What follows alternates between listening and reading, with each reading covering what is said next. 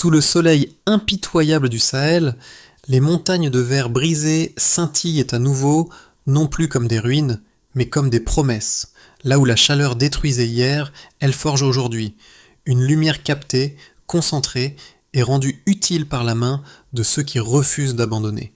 Mais que révèle vraiment ce feu nouveau quand Ibrahim Traoré parle d'une souveraineté née non des mots, mais de ce qu'un peuple peut recréer de ses propres cendres? Dans ce souffle incandescent, chaque éclat devient symbole, chaque fournaise un serment, chaque bouteille un fragment de dignité. Cette histoire ne promet pas des miracles venus d'ailleurs, elle annonce un pari sur soi. Au Burkina Faso, la chaleur du désert, jadis ennemie, devient moteur d'une industrie circulaire qui transforme les déchets en richesse. L'enjeu est clair, faire d'un pays longtemps importateur une terre de création. Mais derrière l'énergie solaire et les fourneaux brillants, il y a un risque plus subtil, celui de confondre progrès et dépendance. Ibrahim Traoré l'a dit sans emphase.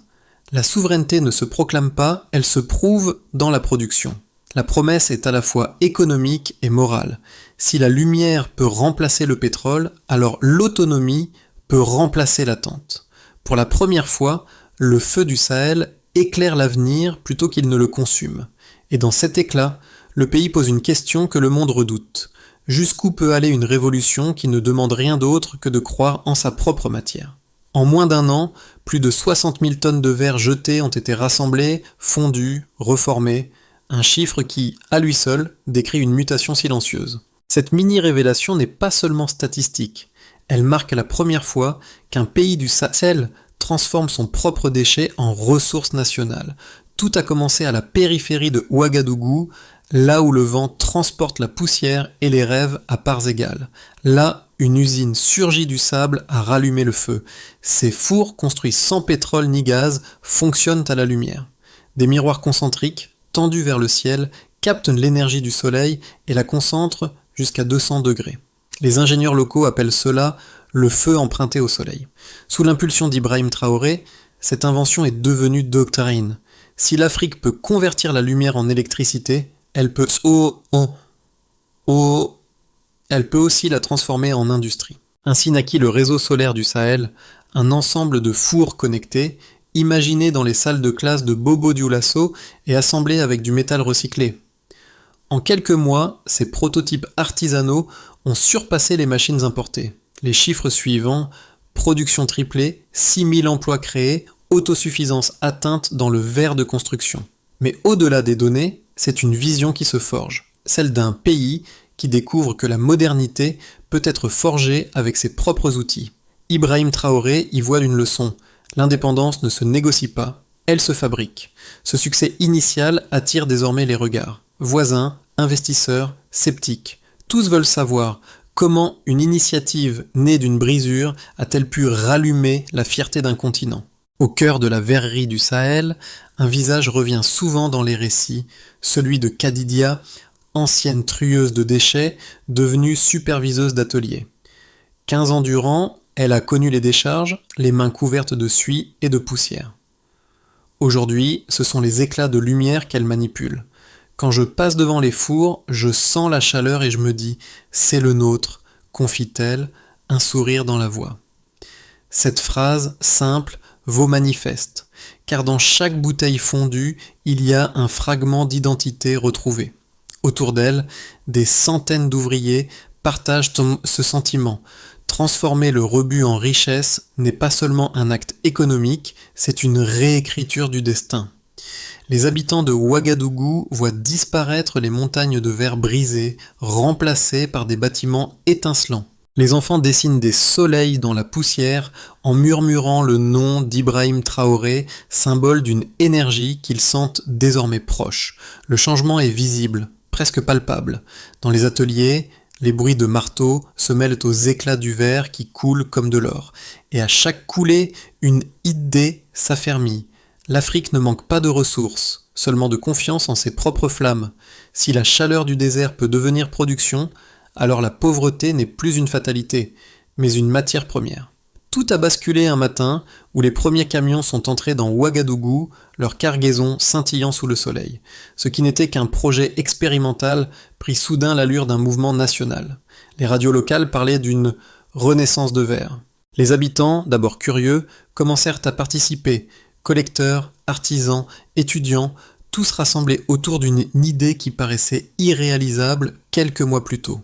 Sous l'impulsion directe d'Ibrahim Traoré, le ministère de l'Industrie transforma cette effervescence en plan concret. Des financements internes furent détournés des importations vers la recherche locale. Les jeunes ingénieurs de Bobo Dioulasso, jusque-là cantonnés aux laboratoires universitaires, reçurent pour mission de concevoir un système de four solaire entièrement autonome. Le principe semblait fou, utiliser la lumière non plus pour produire de l'électricité, mais pour fondre le verre lui-même. Les débuts furent rudes. Les premiers miroirs éclataient sous la chaleur, les prototypes fondaient ou se fissuraient avant même la première coulée. Pourtant, chaque échec rapprochait l'équipe du succès.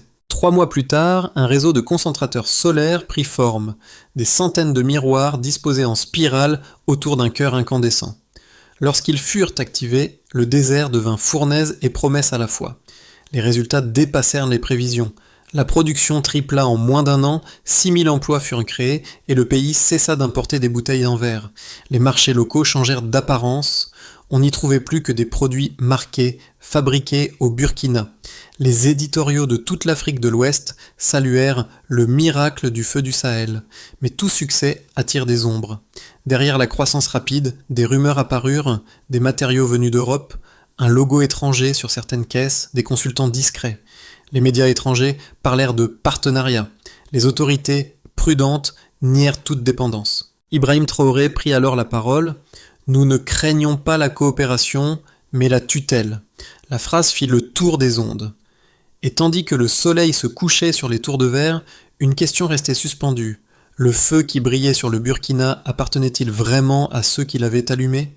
La force d'une révolution industrielle se mesure rarement à ses discours, elle se lit dans les chiffres.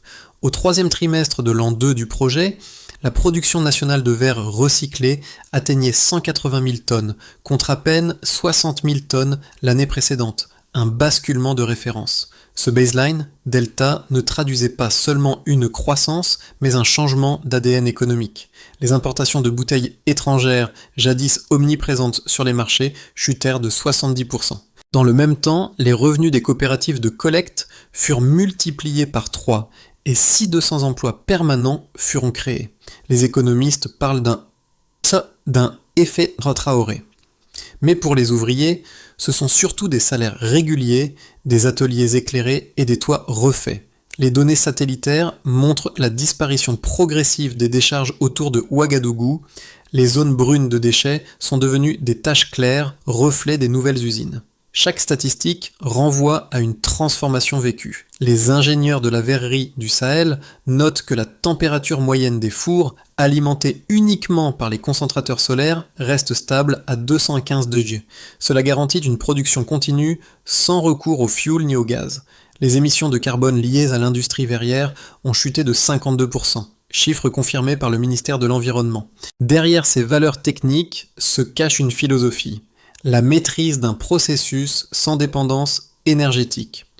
Sous la supervision d'Ibrahim Traoré, ces résultats furent publiés en ligne, un geste inédit dans la région.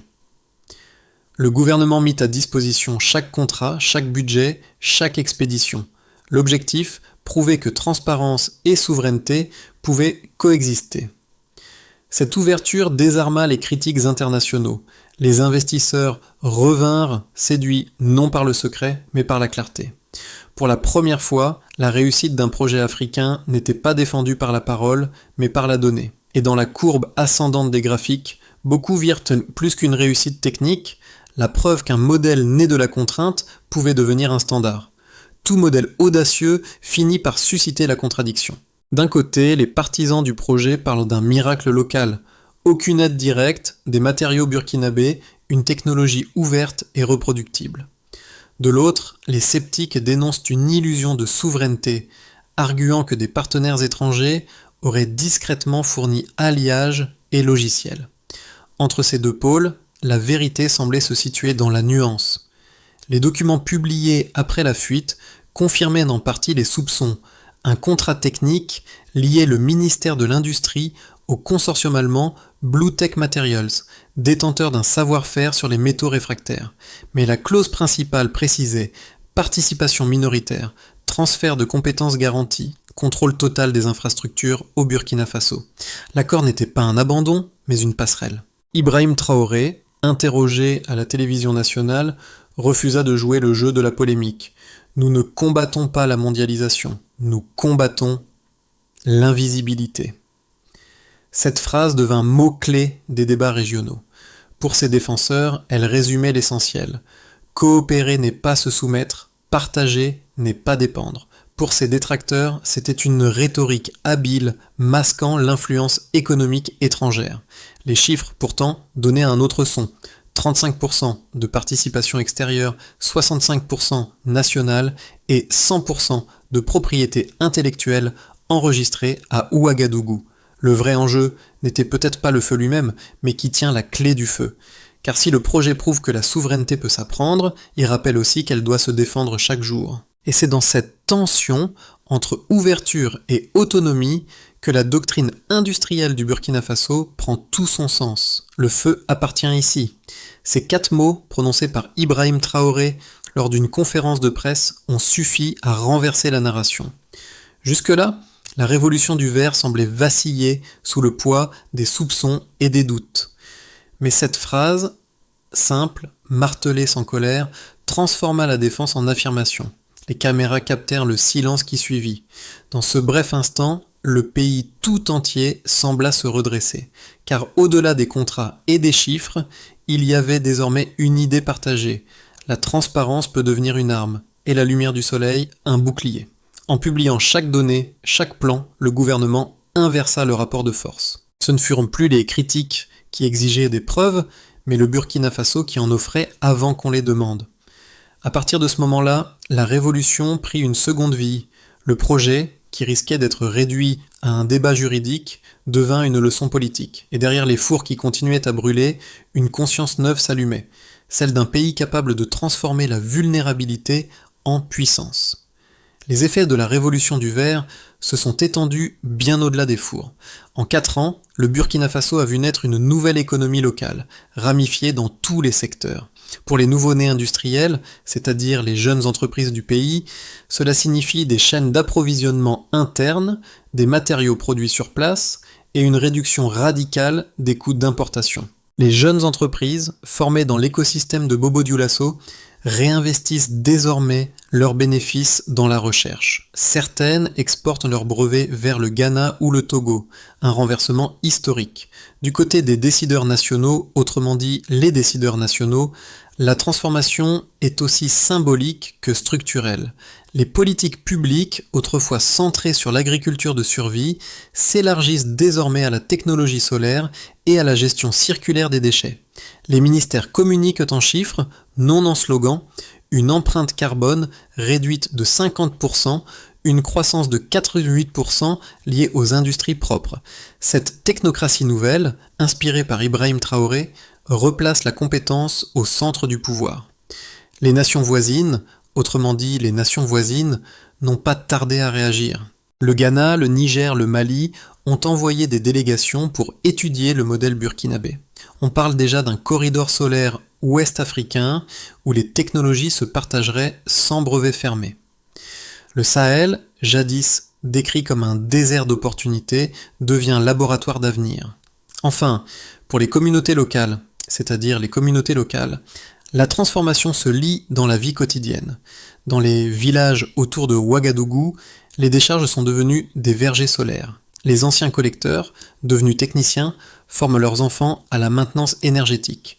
Une femme résume ce changement: nous n'attendons plus les solutions, nous les réparons. Et c'est peut-être là que se situe la plus grande conséquence. La fierté n'est plus un discours, mais une pratique. Dans les écoles, on enseigne la doctrine Traoré comme exemple d'ingénierie morale et économique. Dans les ateliers, les apprentis apprennent à écrire leur nom sur les moules qu'ils fabriquent. car désormais, chaque pièce coulée ne représente pas seulement du verre, elle représente une part de souveraineté. Le succès du modèle verrier place désormais le Burkina Faso à la croisée des chemins. 3 scénarios s'esquissent, chacun révélateur d'une possible trajectoire. Scénario de base. Le pays consolide ses infrastructures actuelles, stabilise la production et maintient la transparence comme principe directeur. Dans cette version, les exportations progressent de 10%, le taux d'emploi se renforce et les fours du Sahel deviennent un centre d'apprentissage régional. Le modèle fonctionne, mais reste vulnérable aux fluctuations climatiques et au coût des matériaux solaires. Scénario optimiste. Porté par l'élan d'Ibrahim Traoré, un corridor industriel vert relie Bobo-Dioulasso, Accra et Lomé. Les pays voisins partagent leurs innovations dans une logique d'alliance africaine. Le Burkina exporte non seulement du verre, mais des brevets, des logiciels et des formations. Les jeunes ingénieurs de la première génération deviennent mentors d'un réseau continental. Ce scénario exige cohérence politique et stabilité financière, mais pourrait redéfinir la position du pays sur l'échiquier économique africain. Scénario pessimiste. Des pressions extérieures ralentissent la cadence, les financements étrangers se font plus prudents, les infrastructures peinent à s'adapter à la demande, et la maintenance devient un défi logistique. La flamme reste vive, mais la chaîne d'approvisionnement se fragilise. Entre ces 3 voies, une même certitude demeure. La réussite dépendra moins de la lumière du soleil que de la clarté des institutions. Si la transparence continue d'être la défense première du projet, alors le feu du Sahel ne s'éteindra pas. Comme le répète souvent Ibrahim Traoré, la souveraineté n'a pas besoin de murs, mais de miroirs. Au-delà des chiffres, la révolution du verre a changé la manière dont les Burkinabés se perçoivent. Dans les rues d'Ouagadougou, les peintures murales racontent l'histoire du feu apprivoisé. Des mains qui lèvent des bouteilles fondues vers le ciel, des enfants qui dessinent des miroirs solaires à la craie. Les symboles sont devenus langage populaire. Une phrase revient souvent sur les murs. Le feu appartient ici. Pour le grand public, cette transformation est d'abord une émotion. La fierté d'avoir bâti quelque chose de durable avec ses propres moyens. Pour les travailleurs, c'est une sécurité nouvelle, un salaire stable, un métier transmis, un savoir reconnu. Pour les femmes, c'est une conquête de dignité. Comme Kadidia, elles passent du tri des déchets à la direction d'équipe. Leur trajectoire incarne la mutation du pays, celle d'un peuple qui cesse de survivre pour commencer à créer. Sous la direction d'Ibrahim Traoré, les médias ont compris que la pédagogie valait mieux que la propagande. Les journaux diffusent des chroniques de terrain. Les écoles projettent des vidéos éducatives sur la chaîne énergétique du verre. Cette proximité narrative renforce la confiance. On ne vend plus un rêve, on montre un résultat. Et c'est sans doute là que réside la plus grande leçon. La révolution du verre n'est pas une invention technologique, mais une pédagogie nationale.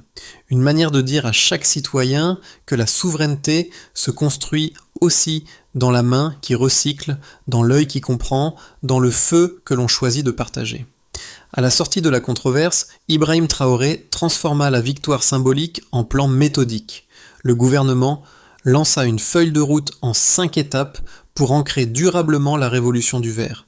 Première étape, généraliser la formation. Les instituts de technologie solaire de Bobo-Dioulasso et Ouagadougou accueillent désormais des promotions mixtes d'ingénieurs et d'artisans. Chaque étudiant doit concevoir un prototype opérationnel avant la fin de l'année. Deuxième, renforcer les coopératives de collecte. Un fonds national attribue des primes indexées sur la quantité de verre recyclé afin de stabiliser les revenus. Troisième, créer un réseau d'entreprises vertes interconnectées par une plateforme numérique publique. Les données y sont accessibles, garantissant traçabilité et transparence. Quatrième, exporter le modèle. Des équipes burkinabées accompagnent déjà le Ghana et le Niger pour bâtir leur propre four. Cinquième, institutionnaliser la transparence. Tous les contrats, brevets et audits sont publiés trimestriellement sur un portail gouvernemental. Cette discipline structurelle, inspirée par la rigueur d'Ibrahim Traoré, protège le projet contre l'opacité qui ronge souvent les révolutions. Les observateurs internationaux parlent d'un benchmark africain de gouvernance verte. Chaque étape s'est mesurée, tonnes traitées, emplois créés, émissions évitées. Ainsi, la souveraineté cesse d'être une abstraction. Elle devient un tableau de bord. Et si le feu du Sahel continue de brûler, c'est parce qu'il est entretenu, non par la foi seule, mais par la méthode. Dans l'atelier principal, Kadidia regarde le flux orangé du verre fondu glisser dans les moules. Son visage, éclairé par la fournaise, reflète tout le chemin parcouru. 15 années à trier les rebuts, aujourd'hui transformés en lumière. Quand on lui demande ce qu'elle ressent, elle répond simplement « Nous étions cassés, comme le verre. Maintenant, nous brillons ensemble. » Cette phrase résonne au-delà de l'usine. Dans chaque foyer, dans chaque école, le feu du Sahel est devenu une métaphore vivante, celle d'un peuple qui a su réparer sa propre matière. Ibrahim Traoré, en évoquant la doctrine de la visibilité, a donné aux Burkinabés une arme rare, la confiance. Ce n'est plus une révolution de mots, mais de gestes. Et tandis que la nuit tombe sur Ouagadougou, les reflets des fenêtres neuves dessinent sur les murs une constellation de flammes tranquilles. Ce sont les cicatrices devenues éclats, les blessures changées en vitraux. La leçon est claire, un pays ne renaît pas par miracle, mais par obstination. Ce qui a été brisé peut être refait. Sous le crépuscule du Sahel, les fours du Burkina Faso brûlent encore, plus calmes mais plus sûrs. Leur lumière n'annonce pas la fin d'un récit, mais le début d'un mouvement. Ce que Ibrahim Traoré a appelé la route lumineuse n'est pas une métaphore. C'est un réseau qui s'étend, reliant les ateliers, les écoles et les rêves. À travers l'Afrique, de nouveaux fours s'allument, alimentés par la même idée simple, que la dignité se forge, qu'elle ne s'importe pas. Le monde regarde, parfois avec admiration, parfois avec scepticisme, peu importe, l'histoire du verre burkinabé n'est plus à prouver, elle se vit. À ceux qui doutent encore, une seule question demeure. Que ferait votre nation si le feu lui appartenait vraiment ? Parce que là où le verre se souvient du feu, l'homme se souvient de sa force. Et cette flamme, désormais, personne ne peut l'éteindre. Souhaitez-vous une relecture complète pour vérifier la cohérence et la